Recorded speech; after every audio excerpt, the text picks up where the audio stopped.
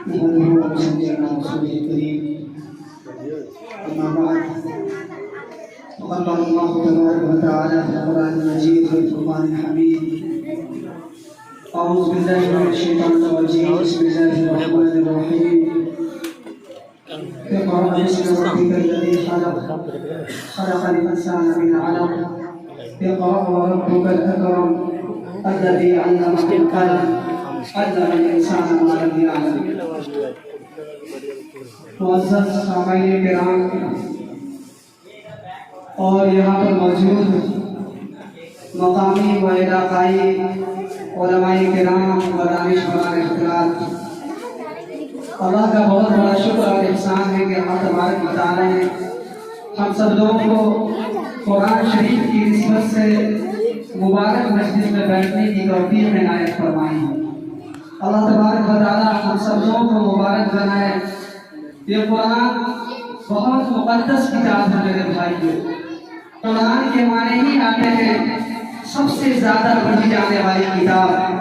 آج پوری دنیا کے اندر اگر سب سے زیادہ کوئی کتاب پڑھی جا رہی ہے تو وہ قرآن کریم ہے. یہ قرآن کریم وہ مقدس کتاب ہے، وہ محترم اور محترم بالشان کتاب ہے کہ اس کتاب کو آپ جتنا پڑھیں گے آپ کو پڑھنے میں اتنا ہی مزہ آئے گا. آپ دوسری کتاب کو ایک مرتبہ پڑھیں گے تو آپ کی طبیعت بڑھ جائے گی، لیکن قرآن کو ایک مرتبہ پڑھیں، 2 مرتبہ پڑھیں، 1000 مرتبہ پڑھیں، اس کی چاشنی اور مزید بڑھتی ہی چلی جائے گی. یہ قرآن بہت مقدس کتاب ہے.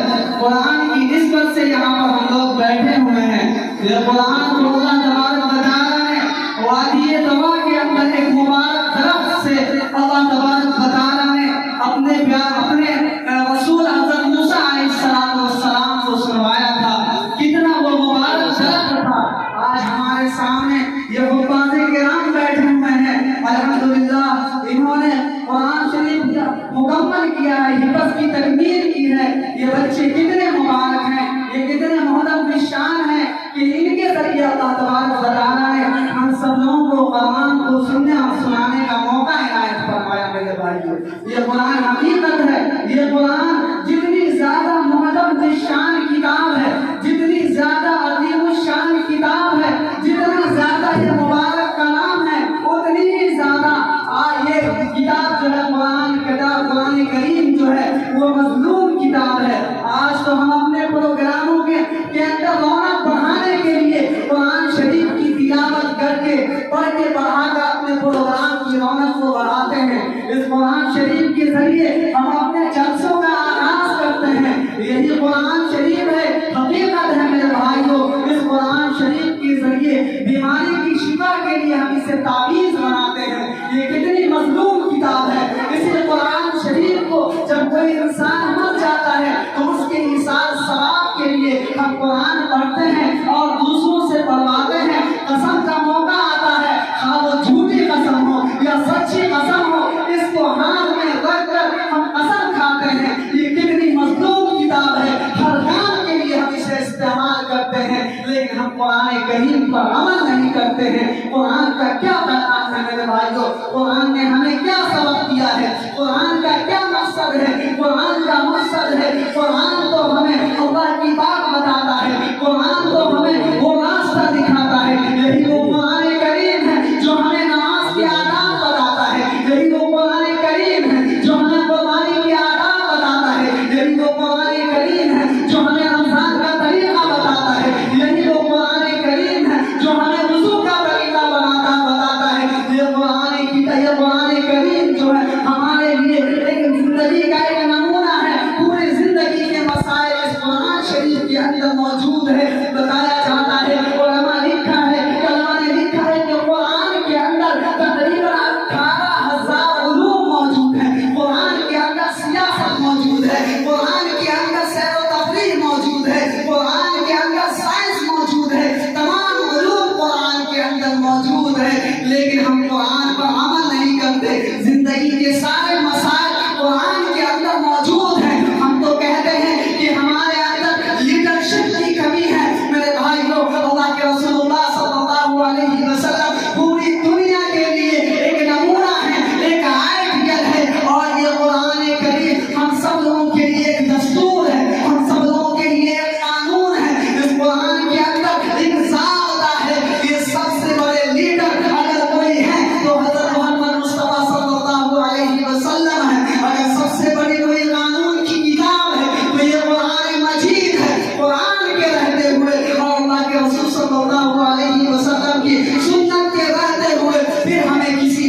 की जरूरत नहीं है, ये कुरान शरीफ है और अल्लाह के रसूल सल्लल्लाहु अलैहि वसल्लम जो हम सब लोगों के लिए आइडियल है और नमूना है, यही हम सब लोगों के लिए काफी है। मेरे भाइयों, आज आप तमामी हजरात से सिर्फ 5 मिनट का वक्त लेना चाहूँगा, खास तौर पे यहाँ पे गार्जियन हजरात मौजूद हैं। मेरे भाइयों, आज आप हालात से वाकिफ हैं कि आज मुल्क के क्या हालात हैं। ये औलाद अल्लाह तबारक व तआला की कितनी बड़ी नियामत है, इससे भी हम वाकिफ हैं। अल्लाह ताला कुरान के अंदर फरमाता है, लक़द खलक़नल इंसान फी अहसनि तक़वीम, कि बेशक तक़वीर के हमने इंसान को बेहतरीन साँचे के अंदर डाल दिया। और एक जगह अल्लाह तबारक व तआला फरमाता है कि अन्नहुम लुलुम मरजान, लुलुम मरजान के अल्लाह तबारक व तआला मोतियों की तरह बिखेर दिया है। ये औलाद अल्लाह तबारक व तआला की अजीम नेमत है। अल्लाह तबारक व तआला के कारखानों में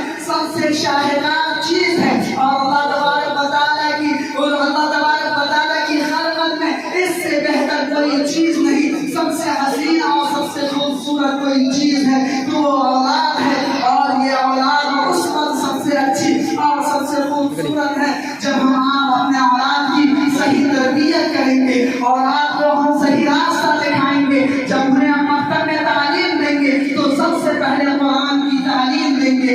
ये हकीकत है मेरे भाइयों। आज हम अपने औलाद को 10,000 जूता पहनने वाला इंसान तो बना देते हैं, आज हम अपने औलाद को 10 लाख की गाड़ी पर चलने वाला इंसान तो हम बना देते हैं, आज हम अपनी औलाद को 10,000 का जूता पहनने वाला इंसान तो बना देते हैं, आप उसे डॉक्टर तो बना देते हैं, आप उसे इंजीनियर तो बना देते हैं, आप उसे पायलट तो बना देते हैं, आप उसे बड़ी बड़ी डिग्रियां देकर बड़े बड़े अफसरान तो बना देते हैं। लेकिन हकीकत में हम उन्हें इंसान नहीं बना पाते, हम उन्हें इंसान नहीं बनाते। ये बहुत बड़ा महत्वपूर्ण है मेरे भाइयों। हमारे बच्चे इंसान कहाँ बनेंगे? हमारे बच्चे इसी मदरसे के अंदर इंसान बनेंगे।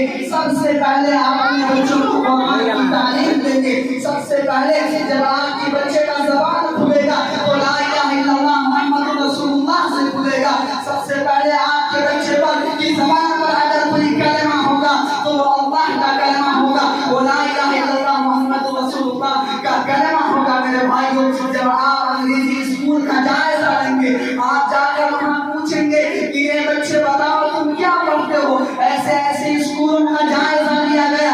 जब उनकी कॉपी चेक की गई तो उनकी कॉपी में सरस्वती लिखा हुआ नजर आया। जब उस बच्चों से पूछा गया कि आपका नाम क्या है, तो किसी ने अब्दुल रहमान बताया, तो किसी ने अब्दुल्ला बताया, तो किसी ने हम्मान बताया, तो किसी ने करीमुल्लाह बताया।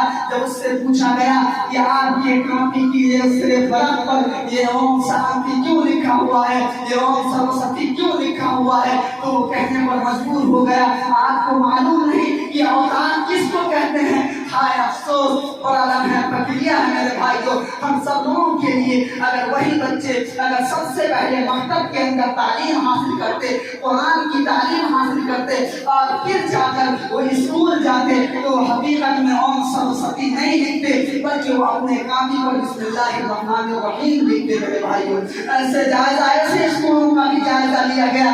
जब इन बच्चों से पूछा गया, हिंदी और अंग्रेजी मीडियम के बच्चों से पूछा गया कि आपको मालूम है जुमा की क्या अहमियत है, तो वो ये बताने पर मजबूर हो गए कि जिस तरीके से इतवार को यहूदी और नसरानी अपने स्कूल में छुट्टी करते हैं, इसी तरीके से ये जुमा का दिन है, ये मुसलमानों की छुट्टी का दिन है। कितने अफसोस का मकाम है भाइयों, कितने अफसोस का मकाम है। अगर यही हाल रहा तो हमारे हजारों नौजवान और हमारे हजारों बच्चे आगे आने वाले जो है, आगे आने वाली नस्ल जो है वो इस्लाम से नाबलद होकर इस हिंदुस्तान के अंदर जिंदगी गुजारेगी।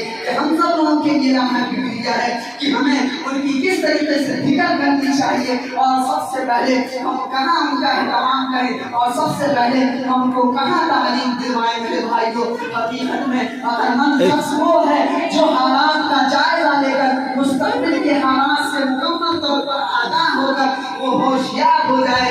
सबसे बड़ा अकलमंद वो इंसान है। आज मुल्क के अंदर आप हालात देख रहे हैं, कभी जैसा सिविल कोड का तो कभी तलाक के मामले को लेकर, कभी मदारिस इस्लामिया को लेकर किस कतार बनाकर मामला को पेश किया जा रहा है। یہ کوشش کی جا رہی ہے کہ کسی طریقے سے مدارس بند ہو جائے، اسلام کا نام نشان مٹ جائے، اس کو حذف کرنے کی کوشش کی جا رہی ہے۔ لیکن میں یہ کہتا ہوں کہ اسلام تو وعدہ ہے، کاٹو تو ہرا ہوگا۔ اسلام تو وعدہ ہے، قدرت نے جس کے اندر لچک دی ہے، تم جتنا اس کو کاٹو گے یہ اتنا ہی بڑھے گا۔ اسلام کے اندر اللہ تبارک و تعالیٰ نے لچک دی ہے میرے بھائیوں۔ آپ تمام حضرات گارجین شپ کی حیثیت سے یہاں تشریف رکھتے ہیں، ہم سب لوگوں کی ذمہ داری بنتی ہے کہ ہم اپنے بچوں کو دینی تعلیم دیں۔ جب آپ کا بچہ دین پڑھ رہے گا، قرآن پڑھ رہے گا، حضرت مولانا پیر فقیر نقشبندی ایک واقعہ لکھتے ہیں اپنی کتاب کے اندر کہ ایک ڈاکٹر کے والد کا انتقال ہو گیا، اس نے کسی عالم کو جنازہ کے لیے آگے بڑھا دیا۔ جب آگے بڑھانے کے بعد جنازہ کی نماز ختم ہوئی ہے، ڈاکٹر زارو بتان ہو رہا ہے، زارو بتان ہو رہا ہے۔ لوگ پوچھتے ہیں کہ رونے کی کیا وجہ ہے، آپ اتنا کیوں رو رہے ہیں، رونے کی وجہ تو بتائیے۔ لوگ تو یہ سمجھ رہے تھے کہ ان کے والد کا انتقال ہو گیا ہے، انتقال کے صدمہ کی وجہ سے اتنا زیادہ ہو گئے ہیں۔ وہ ڈاکٹر صاحب کہتے ہیں کہ میرے والد صاحب بہت ہو گئے، میں اس وجہ سے نہیں رو رہا ہوں، میں اس وجہ سے رو رہا ہوں کہ آج میں ڈاکٹر ہوں، میرے والد نے بڑی بڑی تعلیم دی، مجھے ڈاکٹر بنایا، لیکن مجھ کو انہوں نے دین کی تعلیم نہ دی۔ اگر آج میں دین سیکھا ہوا ہوتا تو آج اپنی والد کا جنازہ میں خود پڑھاتا۔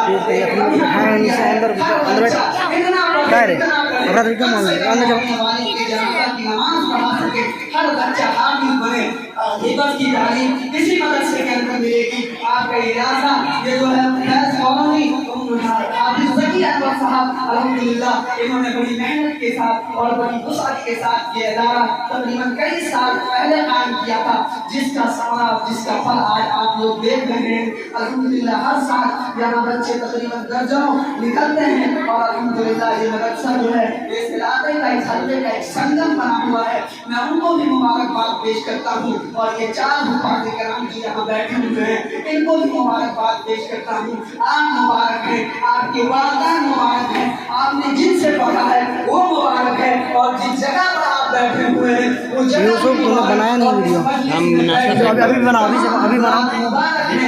آپ سب لوگوں کو مبارکباد کہا جاتا ہے کہ جس محلے کے ہوتا ہے چلو چلو چلو اندر چلو اندر چلو اس میں چلو اس میں چلو اس میں چلو چلو اس میں چلو چلو نہیں کرتا چلو اس میں چلو اس روم میں بڑی محنت کے ساتھ قرآن کو حفظ کیا۔ یہ قرآن کا معجزہ تھا، اس قرآن کے معجزہ ہونے کی وجہ سے الحمدللہ بہت کم عمر میں ان بچوں نے حفظ کی تکمیل کی ہے۔ یہ سب لوگ مبارکباد کا مستحق ہیں۔ بالخصوص ان کے استاد کس قدر جانشانی کے ساتھ اور محنت شاختہ کے ساتھ تو تعلیم دیا ہوگا، جن کو جن حضرات کو رام نہیں سمجھا ہوگا، ہر وقت یہ محنت کر کے الحمدللہ ایک ایسے پل کو تیار کیا ہے۔ عوام نہیں دیکھنے کے ساتھ یہاں پر ٹک لگا کھڑا رہا ہے میں اندر جاؤں پڑے گا اور اس درخت کے اندر لوگ آرام کریں گے اور یہاں سے ان کو پیر پیر پہنچے گا۔ یہ وہ درخت بنیں گے جو انشاءاللہ تبارک و تعالی ہم سب لوگوں کے لیے مشعل راہ بنیں گے، اور انشاءاللہ تبارک و تعالی اس ملک کے لیے بھی مسلمانوں کے لیے بھی انشاءاللہ یہ مشعل راہ ثابت ہوں گے۔ اللہ تبارک و تعالی سے دعا ہے کہ اللہ تبارک و تعالی اس معصوم کی قرآن کو قرآن کو قبول فرمائے اور اللہ تبارک و تعالی اس کی حفاظت بھی فرمائے۔ اللہ تبارک و تعالی ہم سب لوگوں کو اس بات پر عمل کرنے کی توفیق نصیب فرمائے۔ اسلام زندہ باد، اسلام زندہ باد، اسلام زندہ باد، قرآن زندہ باد، قرآن زندہ باد، حافظ قرآن زندہ باد، حافظ قرآن